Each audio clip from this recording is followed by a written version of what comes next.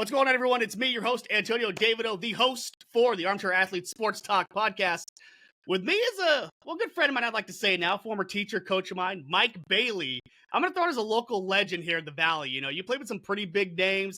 I got some, like I said, off the stone tablet for the 10 Commandments, some old black and white newspaper clippings a year. We're going to show here for some clips, but thank you for joining the show today, Bailey. Yeah, we're going to talk some sports. You know, so you played with some local legends per se. You know, even saw some local legends play here in the Yakima Valley where we reside, where we're from. So yeah, welcome to the show. Thank you for your time. Yeah. Hey, I appreciate you having me. Yeah, let's just jump right into it. You know, we're yappers when it comes to sports. I know our wives hate it. They go do their thing. When we all get together, we just start talking sports and baseball and everything. So yeah, like I was saying, you played with some local legends per se. It's a big name, Scott Hatteberg. Everyone knows Scott Hatteberg from Moneyball. You know, baseball fans, everyone else knows Scott as a Red Sox, and as a Red, through his career. But most people know him from Moneyball. You played with Scott Hatteberg in high school. You've also played with Pat Leahy, who comes from a huge, big name, per se, from football, baseball, you name it. So take us a little bit with that. What's it like to play with some local legends back to your time in high school to see what they were able to accomplish later on in their careers? Well, the funny thing is back then, we were just kids, and it's not like we look at those guys. They did some great stuff. I mean, we knew Pat, for example. Pat threw hard all the way through Little League. I mean, the thing is back during Little League, he had no idea where the ball was going, and so you didn't want to step in there too close because he was throwing, gassed in, and just you knew you was going to get hit, and back then everyone cried because it hurt. I mean, a big guy. And then Scotty, Scotty was probably, it was kind of funny. Scotty came in and his family moved into town when we were in junior high.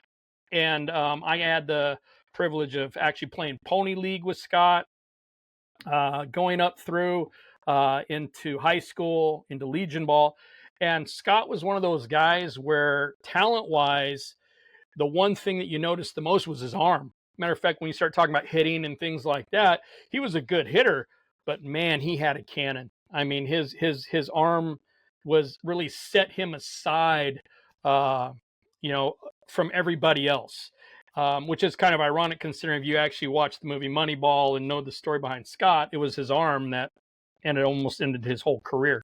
Yeah, he had like nerve damage, right? What it wasn't his throwing arm. Yeah, he couldn't throw. I mean, it was one of those things where he pretty much had to, it's kind of funny. Scott's been one of those guys that he's always worked a little bit harder than everybody else.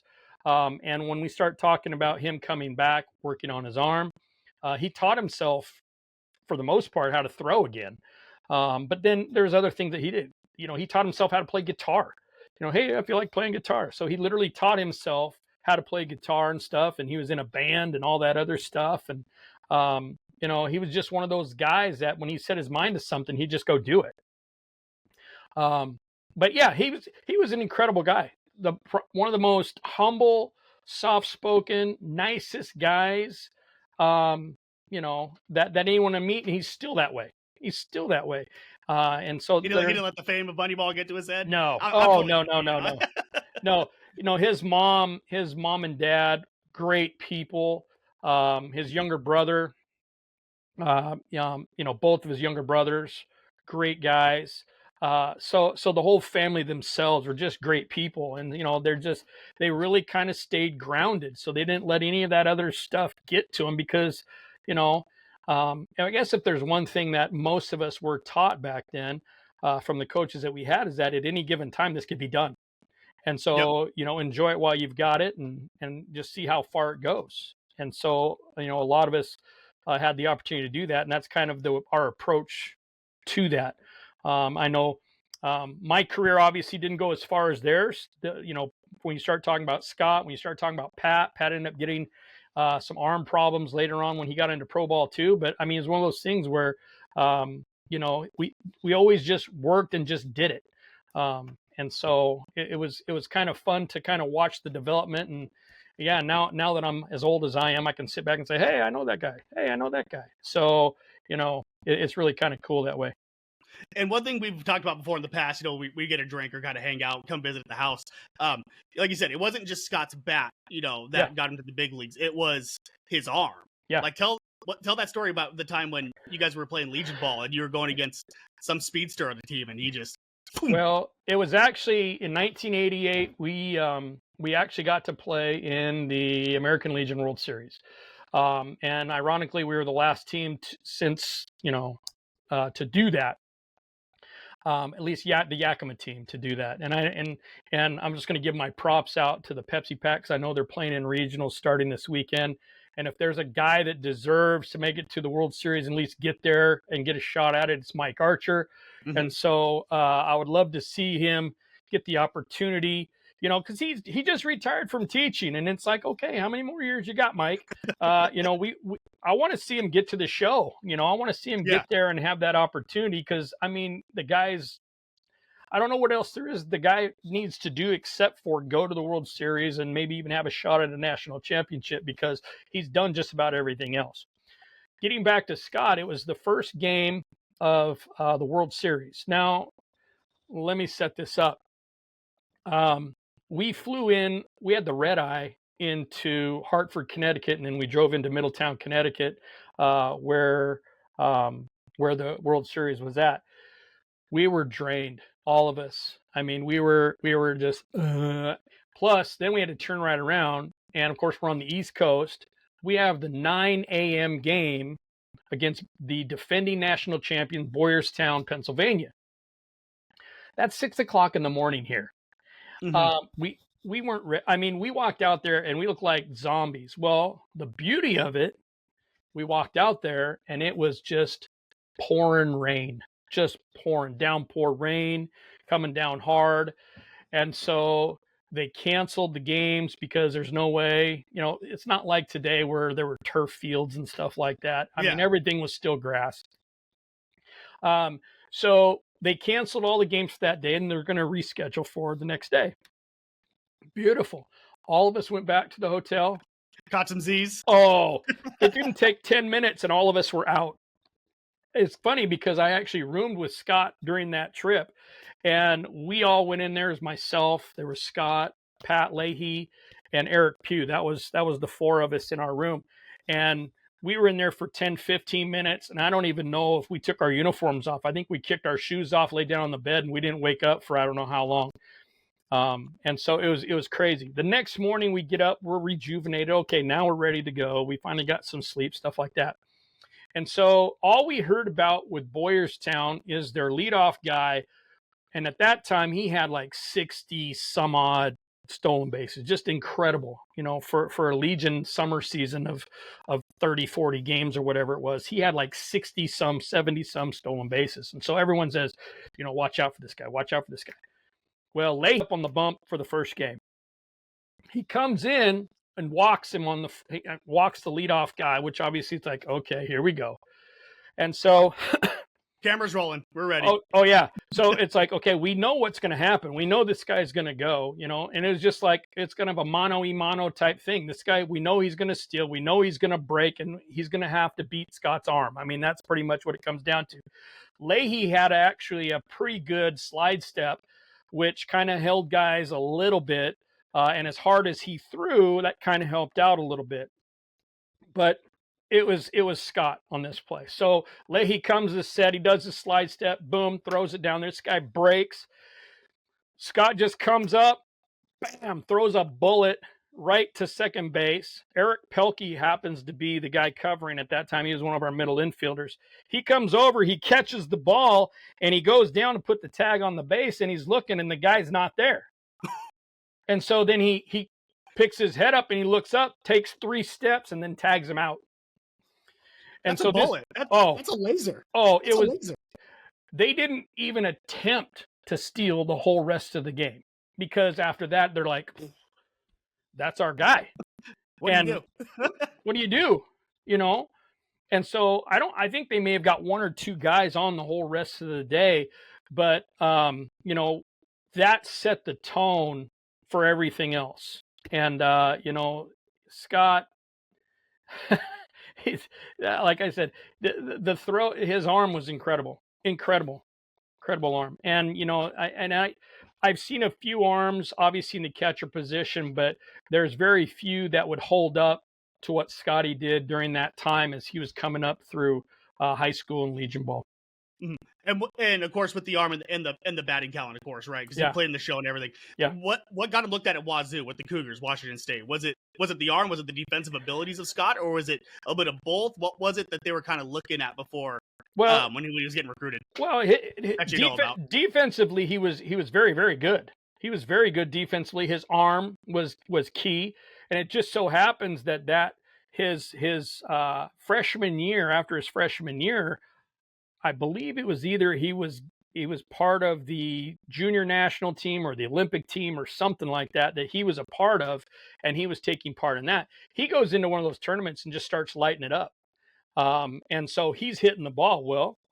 He gets on the radar. He comes out. Of course, he's on that. He comes back to Wazoo, and he's on an incredible team. He's playing with Olerud, himself. He was a great two-way player before Shohei. It was John Olerud. Yeah, the funny thing about John, and is you can look at Ole's all of his stuff that he did hitting wise as a pitcher. He was good. He was very, very good. Now, he wasn't going to throw 95 or anything like that because he was probably a mid to upper 80s, but he's another one of those guys. He was like Maddox, except from the left side. He could put it wherever he wanted to. And if anyone got on, he had the best. I've only seen one other guy that had a pickoff move better than him.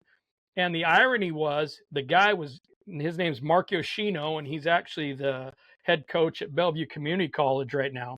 And Yosh was a sophomore at Interlake High School with Olerud. So Olerud taught him that pickoff move. Nice. Yosh took it to a whole nother level.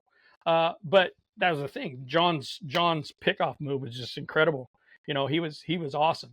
But Scotty was on that team. They had Aaron Seeley. They had Olerud. I mean, they had like 3 or 4 guys that made it to the next level. Oh yeah, that made it to the level. We're talking all-stars. We're talking batting champions.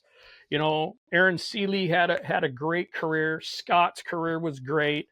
Olerud speaks for himself. I mean, those guys were incredible. And Scotty's the only one to not play for his hometown team. Seeley and Olerud did. Scotty's the only one. So maybe he should unretire, throw that M's jersey on, and make a playoff run with him now. They could use him back up during the time, when he was hurt,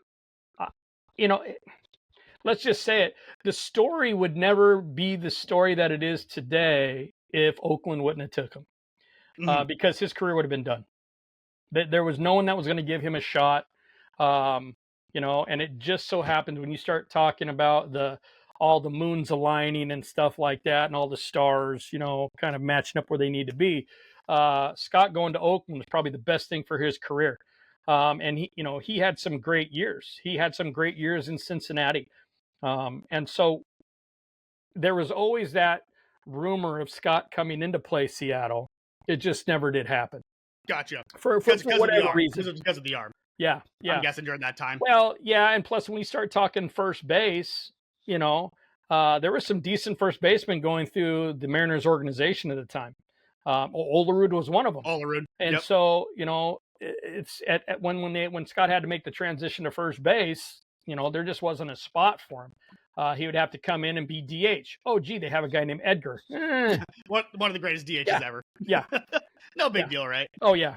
So, I mean, it was just one of those things where, the timing just didn't happen. And, but, Scott wrote his own story, and it's a great story, and it's really cool to see. And every time that, Moneyball comes on reruns on TBS, we get to go ahead and see Scotty do his thing. So. Chris Pratt, Scotty, they look alike with the goatee. Once they grow that goatee out. Well, he was actually, they actually began when they started production, they wanted him to play himself. Oh, really? I didn't know that. Yeah. And so it's like, for whatever reason, it didn't happen. And so Chris Pratt comes in. Oh, gee. Okay. Chris Pratt can play you. That's all right. It looks similar enough. It'll work. Yeah. It'll work. He doesn't have Scott's swing, though. Oh, no. Or his arm. No. Well, maybe the arm at that time, but not with the career before that. You can't tell, but no, yeah. And so Have you ever talked with Scott about, like, say with the movie and everything? Of course, I know you've said when we've talked about it that when you spoke to him that it overshadows the talent of that overall team. But when it comes to Scott, like he's like, I had a career before Oakland, in Boston and after and since, and I had some good baseball. Yeah. Did he ever talk about like how just of course the story? It's a Hollywood story, right? It's meant to be dramatic and the flair behind everything. That's one of the biggest stories. What's Scott's? It was the rejuvenation of his career, right? Yeah. Did he ever talk about like because they had studs on that team? Right? They had Barry Zito as their ace. They had Miguel Tejada. They traded Pena that year. Everyone knows that, and also Eric Chavez, their third baseman. They had a star. They were good. And as much as people want to go ahead and say, with Billy Beane and the Moneyball thing and stuff like that, that team was flat out talented. And if you really want to start looking at, and obviously the Billy Beane stuff kind of started, it was, it actually started a little before, all of these trades happened with Scott. It just so happened Scott was one of those guys that kind of proved that theory worked. He was productive and he did what he needed to do. And they did obviously some things, but that team was stacked. They were, you start looking Hudson and those guys and that rotation was tough. They had guys up and down the lineup that could hit. They made a thing out of David Justice. David Justice was hitting like 7. He wasn't, when we start looking at that lineup, he was hitting like 7. Yeah, he might have been the name guy, but he wasn't like the middle of the order. He's our guy. He's the one going to carry the team. Miguel Tejada, Chavez, you listed those names of those guys that were great. Scott's the type of guy where that wouldn't have mattered. He's one of those things where he just kind of lets the story tell itself. He lets people take that stuff in.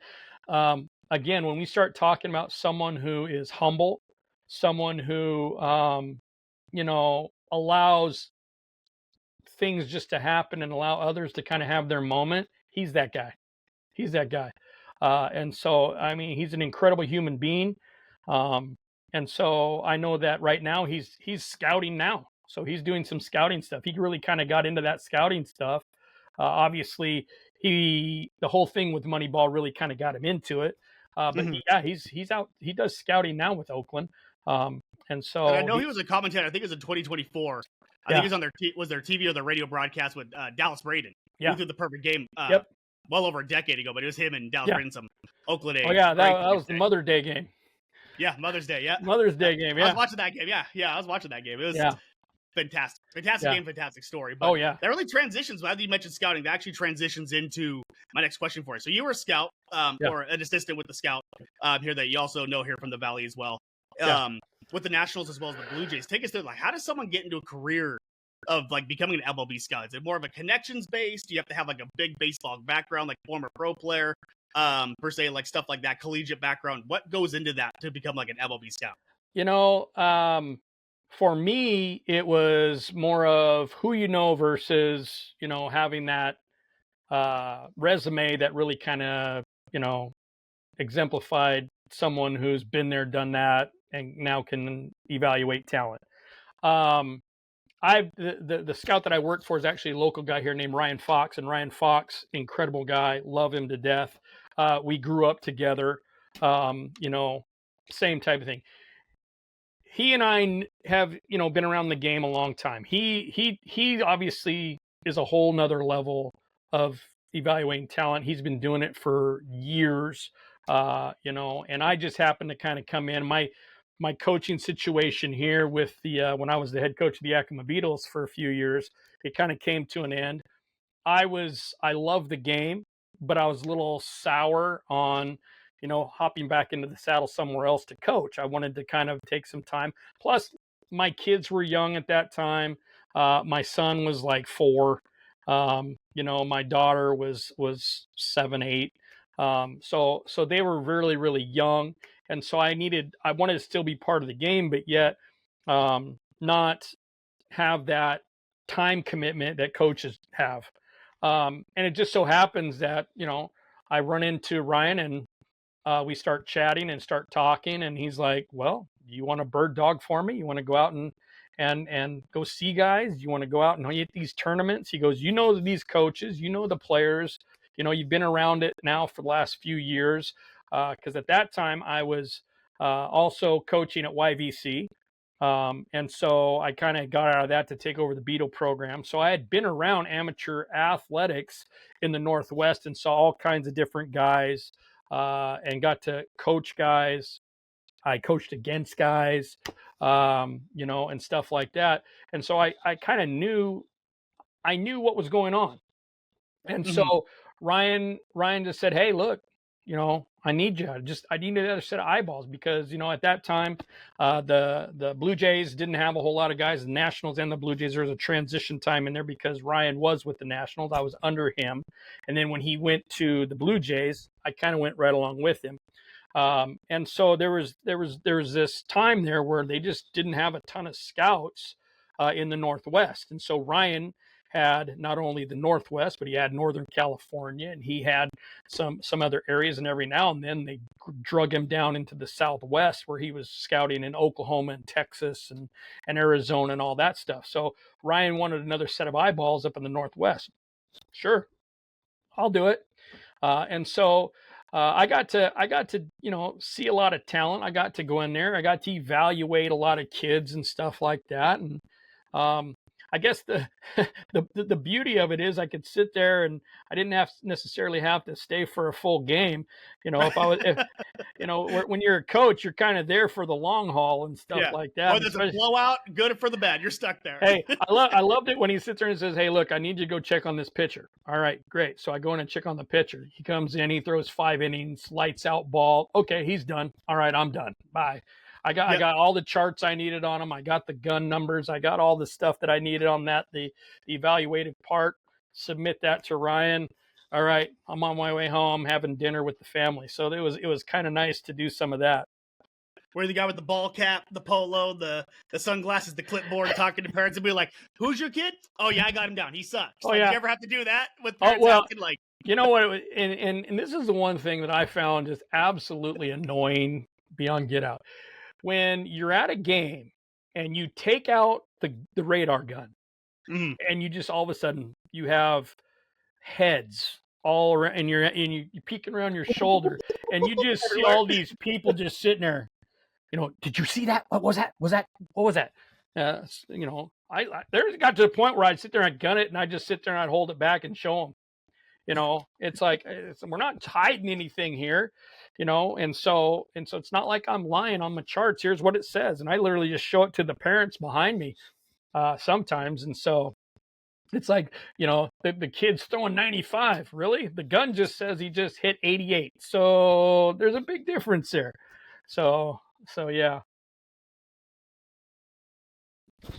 So we'll get this going. A little technical difficulties there, but we're back to it. But yeah, we were touching base with the how you're scouting, where like parents and kids would come behind you when you're at games with the radar gun. They'd be like, "Oh, did you see that? What's going on?" And you would just, you know what? Here you go. Next pitch. Here you go. Showing them.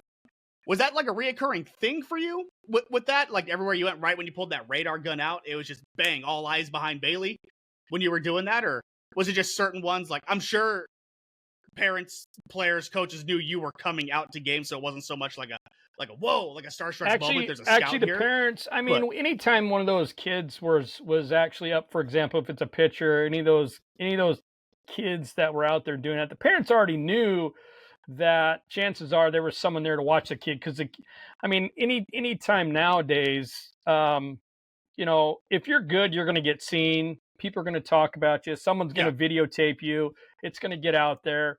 And so it wasn't a big surprise. I think the big thing is, especially when it comes to pitchers, it's all about the velo. Parents want to be able to, whether it's a mom or a dad wanting to brag on their kid, whether it's someone say, "Yeah, I saw so-and-so, he was throwing this and that and da-da-da," and all that other stuff. So, it's one of those things where I think, especially with the game, the infatuation with velo, when it comes to the guys, we've never had a time in baseball history where we have as many guys throwing over 100 miles an hour. That's freakish. And so everyone is kind of infatuated with the velo stuff. Where's the ceiling even? Chapman is scary. Yeah. Someone like him, and he's like 37 doing that still. Yeah, where could it go? I mean, are we going to see someone in our day and age that's going to be pumping 110 miles an hour? It's a possibility. Probably. Yeah. Probably. I mean, you never thought the mobile quarterback in football terms would be as big as it is now, but look where we're at in terms of NFL and football when it comes to that. And also just like with pitching, it's like you talk about the velo, but it's not just the fastball, right? It's like the changeups are getting the high 80s, 90s. Sliders, they're going to be able to place those at low 90s, mid 90s. Yeah. A backdoor slider on a guy at that, and just like, what do you do? Like, how do you counteract that? Well, and so pitching is definitely growing with the game, and it's going to be harder for pitchers as time and the game evolves. As much as we see the pitching doing what it's doing with those guys in the velo, and you're right, you see those exploding sliders coming in there at 88. You see change. I mean, everything that, and the one thing that I will say, because I've seen those guys, and it's been a long time since I've actually stood in the batter's box with those guys, but that doesn't mean that it hasn't changed. I've seen guys throwing 95 to 97 miles an hour. The one thing that television broadcast games don't do justice is every single thing that those guys throw up there moves. Everything. Two-seamers, stuff like that. And so then when you see those old highlights of someone like Greg Maddux, where everything he threw moved, it looks like it's moving twice as much when you're actually in the box, because anything that looks straight is actually moving. And so the stuff that's 88 is moving, 12 to 15 inches. And that's a fastball. That's your two-seam fastball. Yeah. And so it's just, I mean, they're dirty. Now, on the other flip side of that, you've got to give credit to those guys at that level, because they're turning on that 104, 105, and they're launching it 400 and some odd feet over the fence. And so,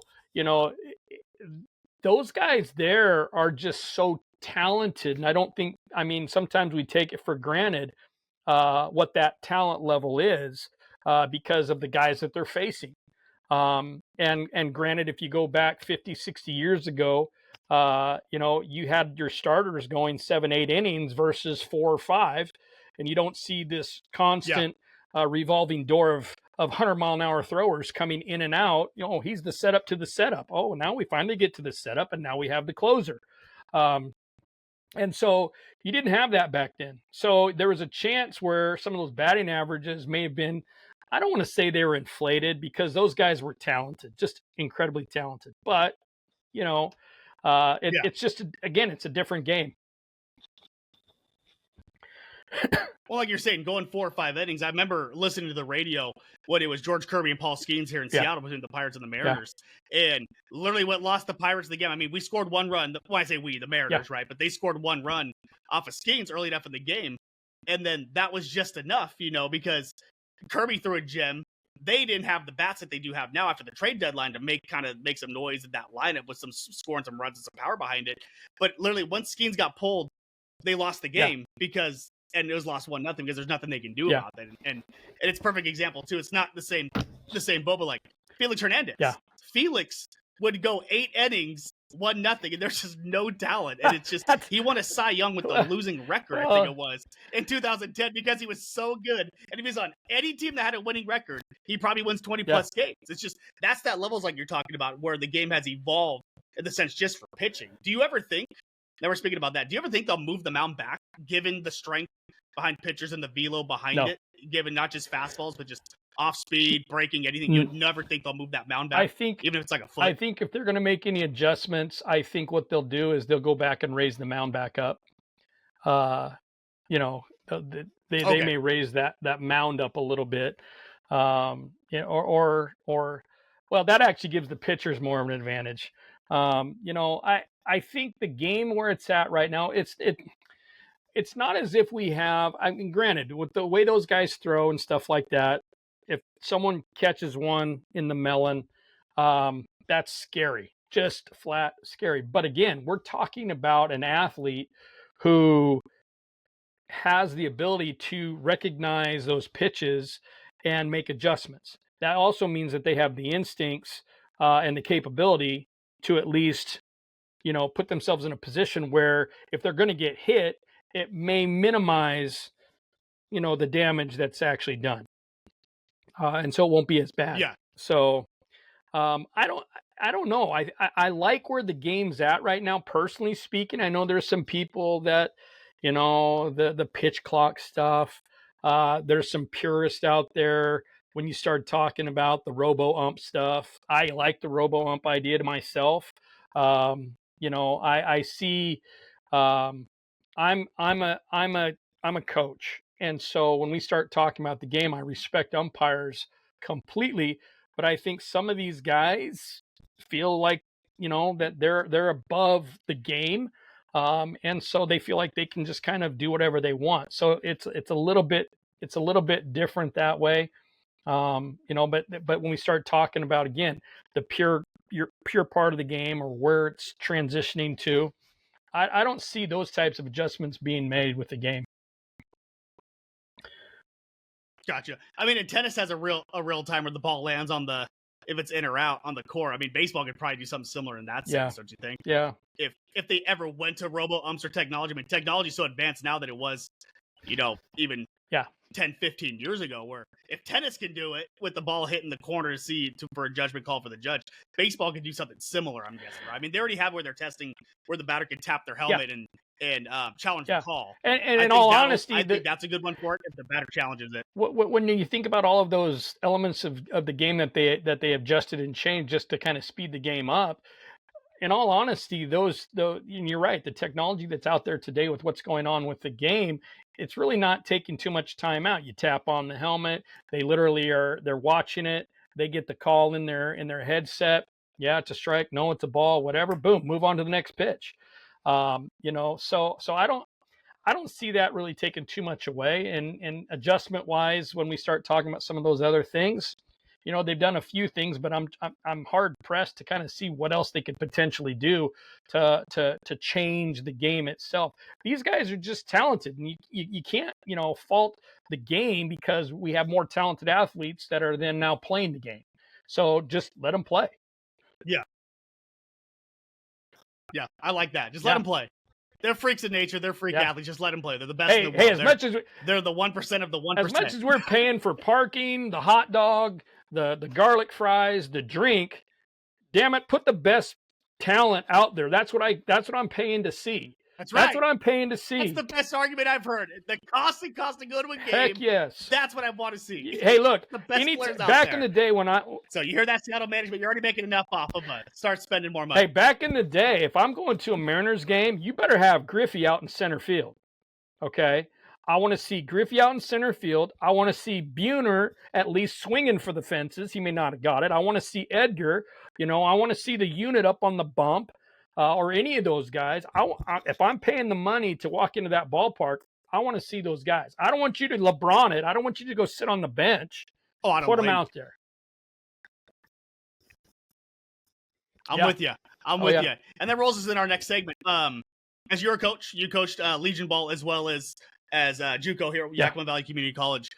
There's a big thing now when it comes to transfer portal in all sports, but baseball seems to be the one that it's taken a bigger hit than people realize when it comes to the transfer portal and eligibility and years given. What's your take on that? Like, kind of run us through that. Like, what's going on with the transfer portal, how it impacts not only like D1, D2, D3, NAIA, but also players going as but seniors in high school to the next level, where it also impacts the ones that are going to play the JUCO at the community college level. Run us through that. Well, it is a different time, and on some level, I really feel sorry for some kids, especially high school kids. High school kids are the ones that they're gonna take the brunt of the issues when it comes to this stuff.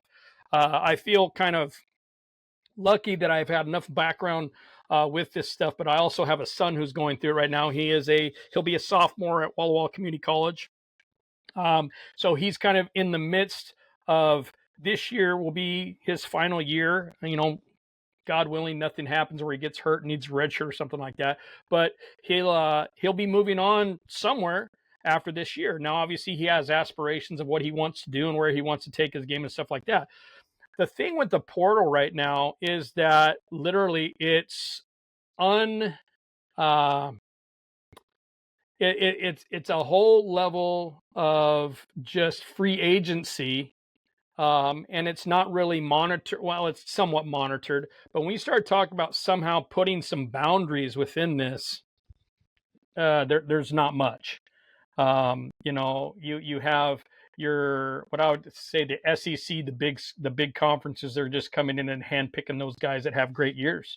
And so on one level, I feel sorry for some of these mid-level and even lower level programs or even NIA programs that are developing these kids, turn them into dang good baseball players, and then an SEC school comes in there and just takes them up for 1 year, and then boom, they go off somewhere else. And so, do you think, and with that, not just with baseball? Well, oh, sorry. Go ahead. You cut out a little bit on me. No. It's one of those things where there's, anymore, and this is where you can even look at pro ball a little bit, and we'll probably get into it a little bit. The idea of coaching versus managing, and there's a difference. And so some of these schools who doing a great job developing these kids. They're doing a great job of, let's look at Murray State. Murray State's a great example. Murray State, mid-level team, makes it to the College World Series. How many guys are sticking around on that team? How many guys are going to end up jumping and going to a Georgia, going to an Alabama, going to an Arkansas, going to a Texas A&M? Just because. Of Vandia, LSU. Yeah, perfect example. And so, it's one of those things where those coaches are out there, they're busting their tail. They're doing, they're coaching them up and they're doing a great job. And then all of a sudden they get undercut with these guys who are just out there just trying to, New York Yankee a team together by just going ahead and paying the most money with all the extra money they have flowing through there and with the portal stuff. Like I mentioned to you, the high school kid is the one that's kind of getting screwed in this, because with this whole idea of this madhouse free agency, and even kids, like for example, my kid coming out of junior college, hey, he's going to have 2 years of college experience, 2 years of maturity, 2 years of being out on his own and knowing that how to kind of handle himself, take care of some things. And freshmen are always wild cards. What are you going to get? Or is the kid going to get homesick? Does the kid really kind of match up with the talent? What kind of maturity are you dealing with the kid? And so on one level, the kids in the high school level who are kind of those tweener type kids, it's going to be a struggle for them to find a place to play, because a lot of these guys, there's more talent now being left at these lower levels. And when I say lower levels, I don't necessarily mean talent lower. I'm saying the junior colleges, the D3s, the D2s. Yeah. Okay. Though there's incredible talent at all of those levels. But the thing is that talent level is going to boost up simply because some of these high school kids won't have the opportunities because everyone else at the upper levels are just handpicking all of these other guys out of the portal. And so it's really tough for the high school kids. And so, the only thing I would be able to say to those kids is just keep plugging away. Something's going to happen. There's always a place to play, but it may not just be in your backyard. You may have to kind of reach out. You may have to go somewhere else. I'm kind of following my son's situation right now at Walla Walla Community College, and they're getting a new coach and things like that. And so they're actually a little behind in recruiting. And there's teams right now, and we're talking JUCOs right now, that are not only they've already got their 2026 guys committed. They're now looking at the juniors, the 2027s. This is the JUCOs. Now you start looking at those 4-year guys. Are they even looking at those kids? No, they don't have to. Because they're going to sit back. If I'm at LSU or if I'm at Arkansas, or if I'm in one of those big schools, do I need to go down and watch high school kids? I mean, I can look at a report on a kid and kind of see what they're doing, watch a little video, scroll through some Twitter feeds and kind of see that stuff. I'm looking at the portal. I'm looking at those guys that are doing it right now. Those mid-level teams, some of the other D2s, D3s that are actually just lighting it up. Boom, transfer them in. And so the recruiting game at the college level is quite a bit different now. Now, talk about whether or not that's going to change. That's kind of the big question. If they're actually going to start reining in some of the portal stuff, because it's crazy right now. It's just absolute chaos. And there's an old teacher that I used to teach with said chaos creates freedom, and so yeah, it's right now it's all free and it's just a madhouse and it's chaos. But I will say this: the quality of baseball will amp up, and it is already, especially you're talking about roster limits now at the NCAA level. You're talking about the red shirt stuff. You're seeing less red shirts unless it's injury type stuff, and so that trickles down to those other levels. I saw some kids at the JUCO level watching around here in the Northwest. Holy cow! I went out and watched. I just happened to watch a game where Spokane was playing Walla Walla. I was down watching my son play. They rolled out 4 or 5 lefties, and every one of them was over 90. And it's like, whew, Spokane Community College. Why aren't you? Back in my day, these guys were starters. They're in the rotation at a 4-year university. And these guys are at JUCOs. Yeah, and they're doing it. Oh, especially a lefty pipe in 90. And 4 of them. And I'm sitting there going, this isn't. Yeah. It's kind of funny. I talked to my son after. He was, Dad, that wasn't fair. Yeah, that wasn't fair. He had to go in and right. He faced 3 of those 4 guys, and he's like, that's just not fair. And I go, well, if you got it, you use it. So you got to do what you got to do. Yeah, exactly. You got to throw all your weapons out there and get the dub on a weekend, on a doubleheader or something. And so, to recap with all that, do you think? Of course, you have the football, the basketball, but we're sticking with baseball, of course. Do you think they need contracts with NIL, with commitment to colleges now? Because now you see it in a sense that there's money involved. You're with not so much loyalty, but just like, do you think there should be at least a minimum, like a 2-year contract when it comes to the money that's given out to a scholarship commitment? Because there are guys that won't get the money, but they need the scholarship money per se to go to school, right? They're not going to get the big deals, the NILs, the likeness for their name and image. Should there be contracts even at the baseball level for NIL when it comes to baseball? I think that if any time the NIL stuff is really starting to kind of come out, and any time that there's going to be any type of money, and this could go with any sport, because depending on where you're at, the sport, there's certain sports that are going to rule the day, right? You go down to LSU football, their baseball program is just as, maybe I'm exaggerating a little bit, but their baseball program at LSU is incredible when it comes to the popularity of the sport. University of Arkansas, same thing. I have family members that live down there, so incredible. If we were just in Myrtle Beach for a little vacation and we happened to go to Coastal Carolina, which was only about a 20-minute drive from Myrtle Beach, it just so happens that at that time they were in the World Series.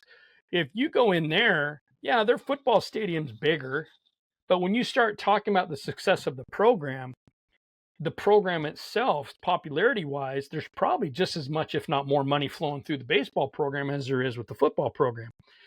Regardless, anytime that we start seeing kids going into those and money start being transferred hands, I would love to see something like a contract where a kid's going to be committed for 2 years. And maybe that's the thing. If you're going to break that contract, okay, then you have to sit out the next year. There's going to be a lot of kids that are not going to make that choice. Yep. They're not going to make that choice unless they know, like, for example, if it's a baseball kid, if they know they're going to get drafted, because they're just that talented. But I would love to see something like that. I think that would be the first step of them kind of reining some of this stuff in a little bit. Is that, hey, look, I don't have to. The wild west of NIL. I tell you what. You're not going to have to go out there and find. Look, the University of Arkansas, for example, had that shortstop from Hawaii, and the kid was incredible. Incredible. But if he had to have signed, for example, if he's at the University of Hawaii, and if he would have had to sign a contract, 1-year, 2-year contract, whatever that is, would the University of Arkansas even be in the picture? Would the University of Arkansas even go after that kid, knowing full well, hey, he's on year 2 of his contract? There's no reason. We're literally looking at college athletics turning to kind of the pro set that we actually see here.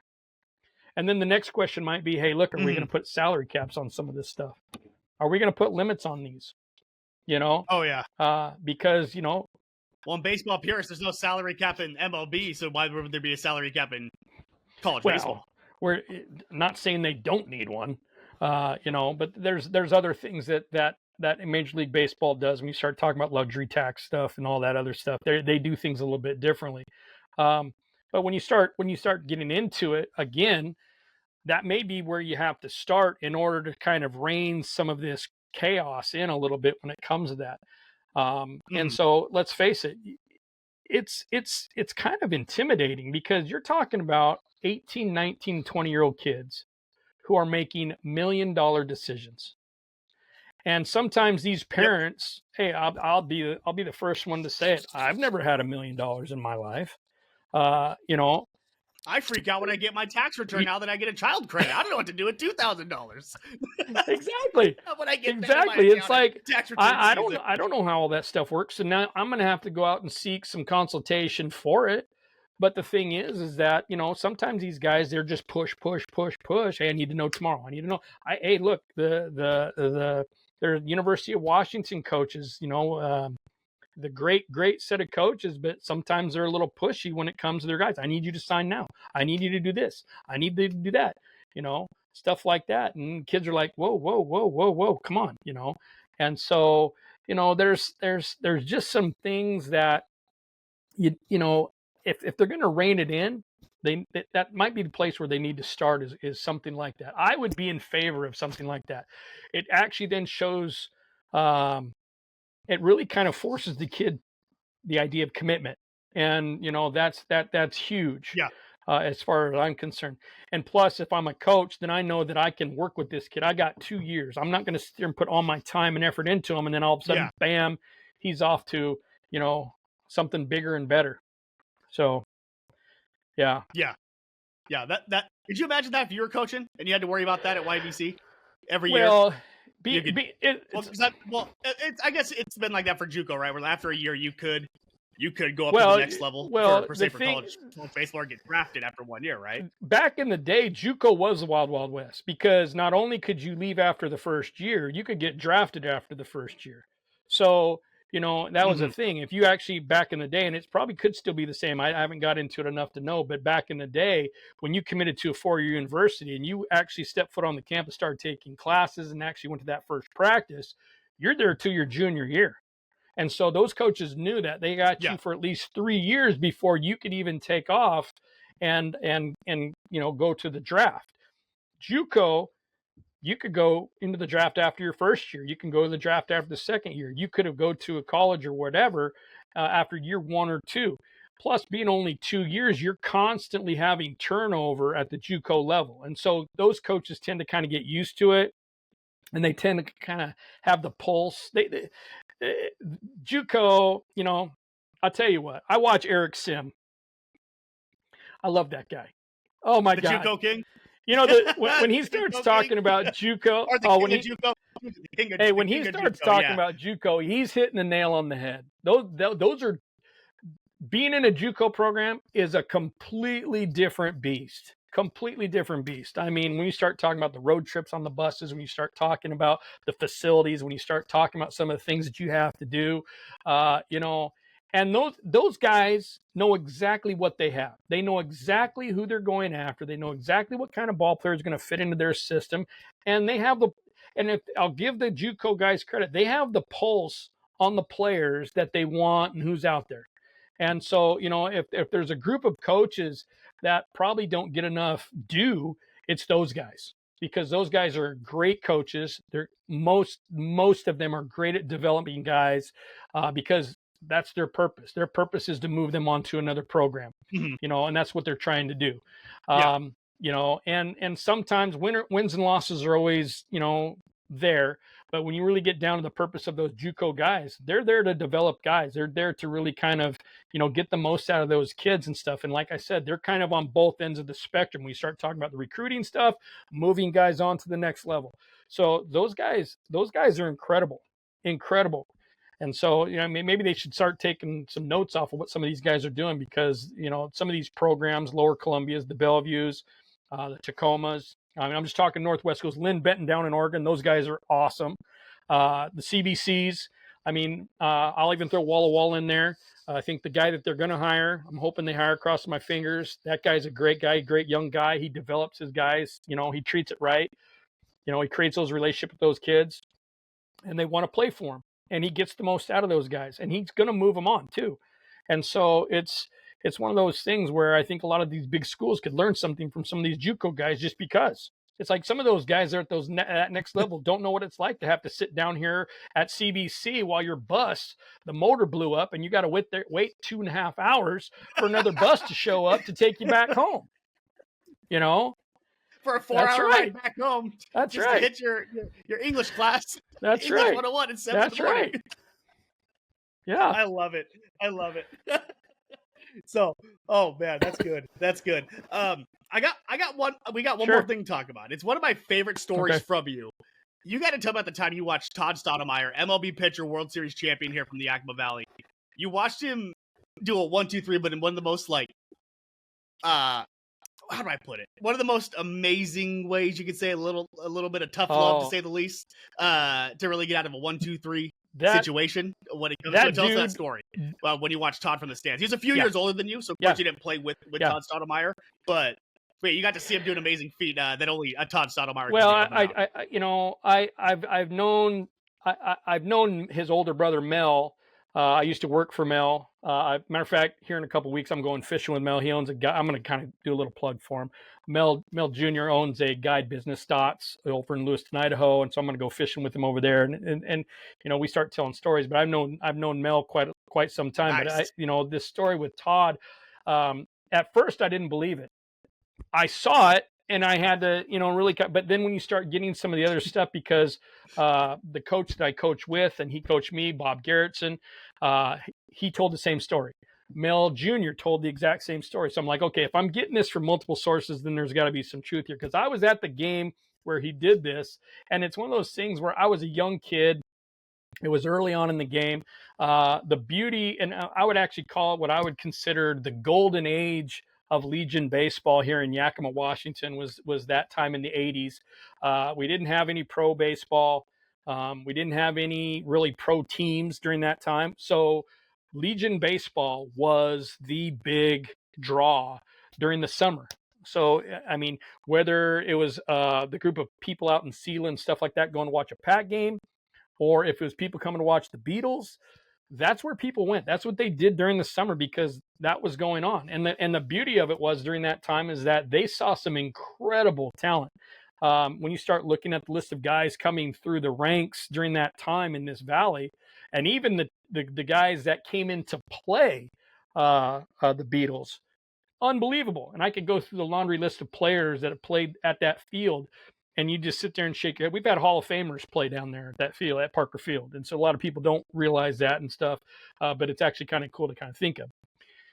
So anyway, getting back to the story with Todd, the Beatles at that time had a rivalry with this team called Watco Electric. And so these guys, I mean, it was pretty fierce rivalry between these two. It was kind of like the couple of the top Legion teams of the Northwest were here to play each other. And Todd was one of those guys where on the day he was pitching, don't talk to him.